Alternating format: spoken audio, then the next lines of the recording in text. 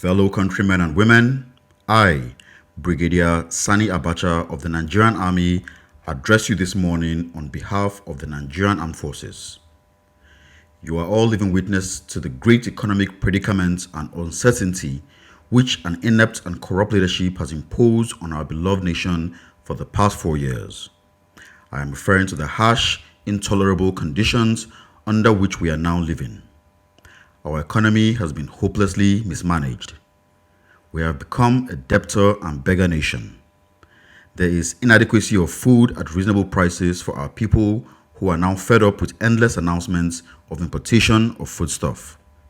Health services are in shambles as our hospitals are reduced to mere consulting clinics without drugs, water, and equipment. Our educational system is deteriorating at an alarming rate. Unemployment figures, including the undergraduates, have reached embarrassing and unacceptable proportions. In states, workers are being owed salary arrears of 8 to 12 months, and in others, there are threats of salary cuts.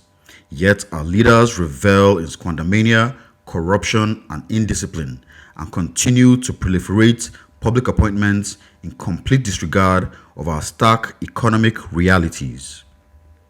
After due consultations over these deplorable conditions, I and my colleagues in the armed forces have, in the discharge of our national role as promoters and protectors of our national interests, decided to effect a change in the leadership of the government of the Federal Republic of Nigeria and form a federal military government.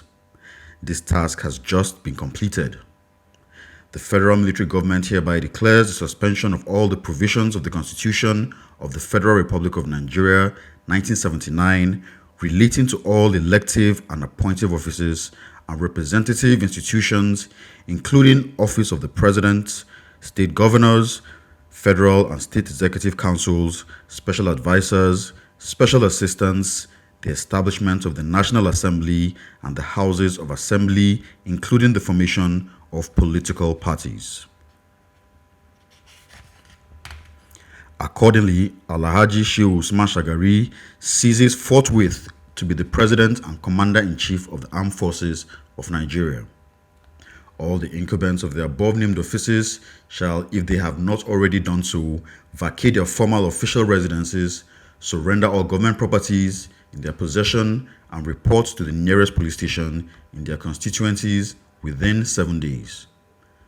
The Clerk of the National Assembly, the President of the Senate, and the Speaker of House of Representatives shall within 2 weeks render account of all the properties of the National Assembly. All the political parties are banned. The bank account of FEDECO and all the political parties are frozen with immediate effect. All foreigners living in any part of the country are assured of their safety and will be adequately protected. Henceforth, workers not on essential duties are advised to keep off the streets. All categories of workers on essential duties will, however, report at their places of work immediately.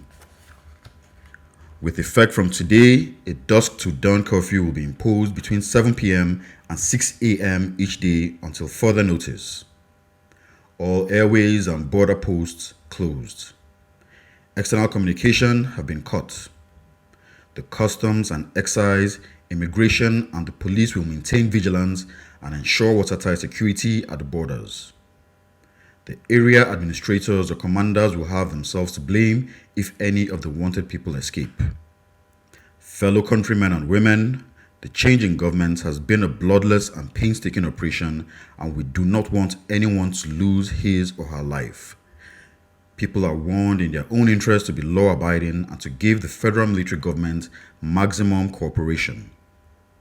Anyone caught disturbing public order will be summarily dealt with. For avoidance of doubt, you are forewarned that we shall not hesitate to declare martial law in any area or state of the Federation in which disturbances occur.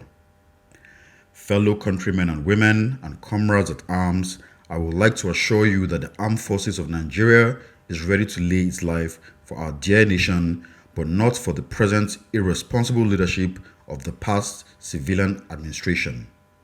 You are to await further announcements. Good morning.